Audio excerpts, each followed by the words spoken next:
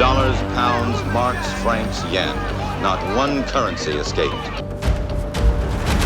This scene outside a Manhattan bank was duplicated all over the world as people saw their life savings become worthless in a matter of hours. During our series of reports on the world economic crisis, left millions without jobs, without money, and without hope.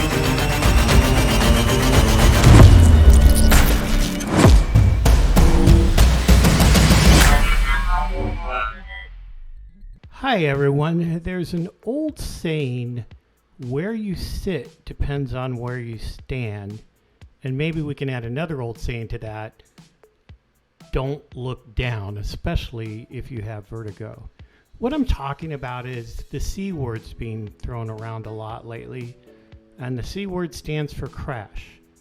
Are we going to crash?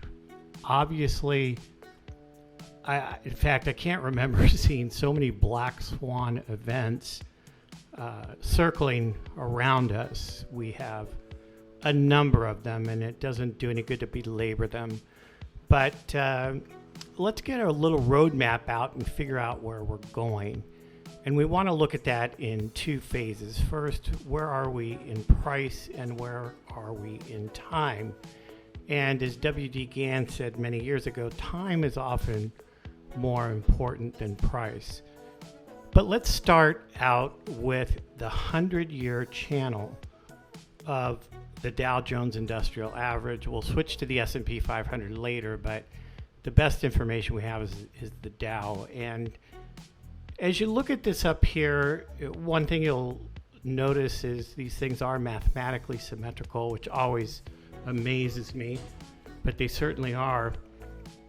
And the job of a correction is basically you're in a situation where, I think all financial markets are really operations in regression to the mean. You get too far above the mean and you have to snap back. You get too far below it, you have to snap back up. And that occurs in multiple time frames. You can see that in a 5-minute chart, but you can also see it in a 100-year chart. So if you look at the 100 years of the Dow, the middle of the channel is the mean, right? And when you get way up to the top, you're above the mean. When you get way down to the bottom, you're below the mean. And from the largest perspective, this is where, the market travels. So corrections come in really two different varieties. We have crashes, and certainly the worst of which is back here in 1929, where essentially we went from the top to the bottom of the channel in a very short period of time, 89% correction. We don't want to see that, right? But a lot of the times, like we see back in the 70s, you go sideways. In that case, we weren't up at the top of the channel, but we were at the middle, and we moved sideways back to the bottom. Then we had the fabulous rally where I started my career. I started trading stocks in about 1980.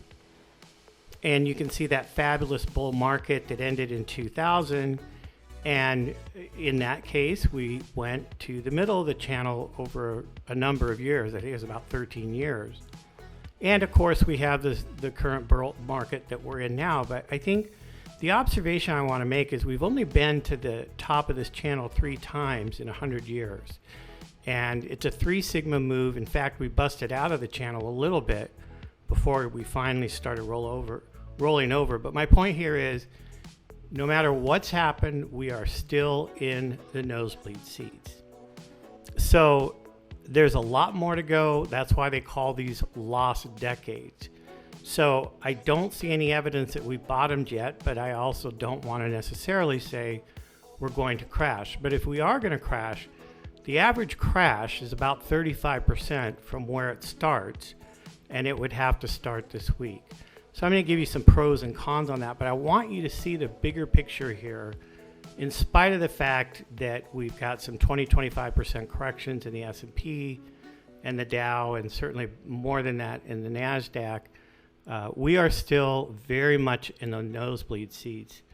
And we're going in my view, we're not done with this until we at least hit the middle of that 100-year channel, which on the S&P 500 right now is somewhere between 2,500 and 3,000, depending on when we get there. And that would kind of coincide with the March lows in the COVID crash.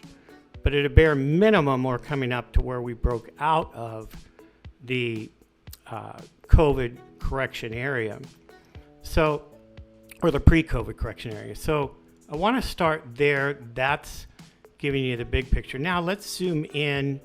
Let's take a look at this area here in a little bit more zoomed in and with a little more of a microscope. So I put the 100-year channel here in purple, and that's the same right here is the same as the top portion of the previous chart.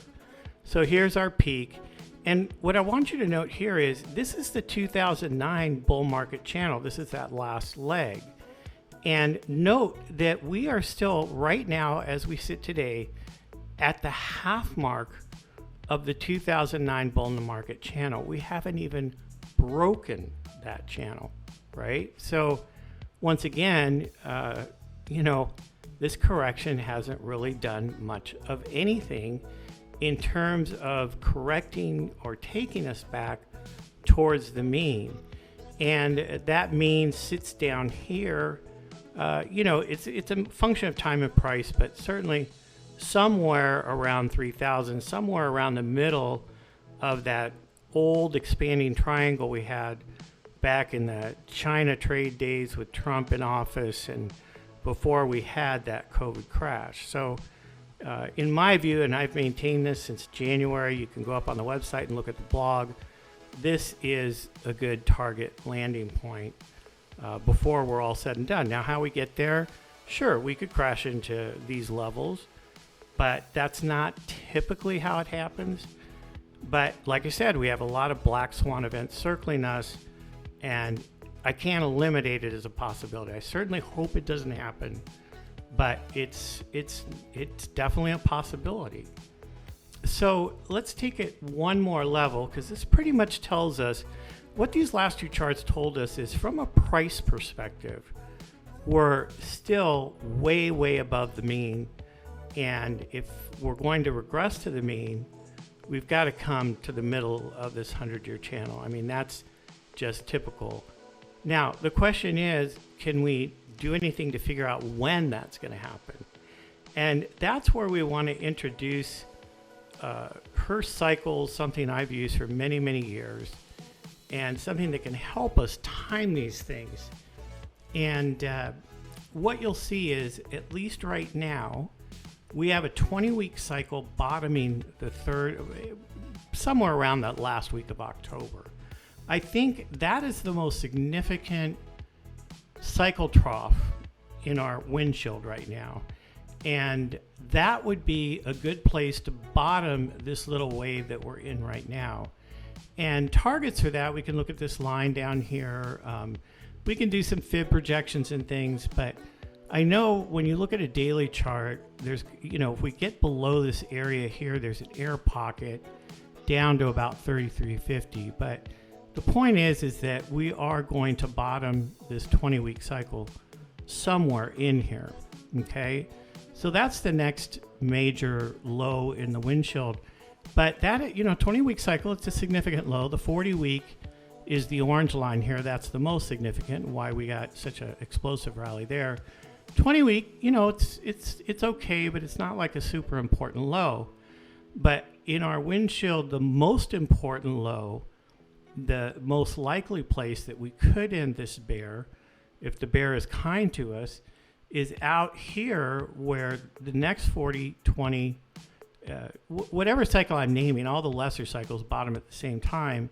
And this is where the next 18-month cycle bottoms. So I would, if I had to put my money on it, even if we crash here, we put a low in here, we'll probably still have to retest that low out in March. So that's kind of the path we're on. Now, if you try to use some Fibonacci math on it and do some sequencing and numbering, this is, most, whatever time frame you're in, most rallies and declines go in three waves. And so we consider this the first push down.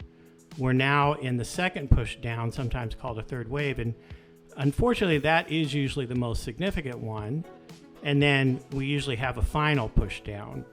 So this is the projection for the three wave. That third push down, it's going to be somewhere down in the 24,000-2,500 range in an ideal world. But as I showed you on the other chart, there's congestion in here that can provide support for us. You snap back up in the fourth wave, and then you put a fifth wave in that's either near or lower than that. And then here's the miniature version that we're in now. So we've got 1, 2, 3. We're in the process of the fourth wave. I think that the market could rally up as far as 39, approaching 3,900, probably more like 3,875, somewhere in there. That's as far up as it could go and still be in this valid sequence. And then we should do one final push down into the third week of October. So kind of in my view, and again, this is just my opinion, but I think that this, we'll be kind of done with this reaction phase this week. Again, this is all in an ideal world, and this is all projecting. Now, you will hear that this has been a powerful rally, but it's a short covering rally at the end of the day. I mean, we've taken off $350 billion in notional delta on these 2 days, and here at our firm, we got in about here, and we went ahead and exited today just out of an abundance of caution, because I don't think this correction is done yet, although I do think it certainly can go a little bit higher. We're at the 21-day mean, testing that right now. But the point is, there's still one more leg down in this. It might match this. We have to take these when they come. It might not go any lower than this high 3,500 level, or we may actually put in a new low, which would take us, I think, through that air pocket and down to 3,300 to 3,400, somewhere in there.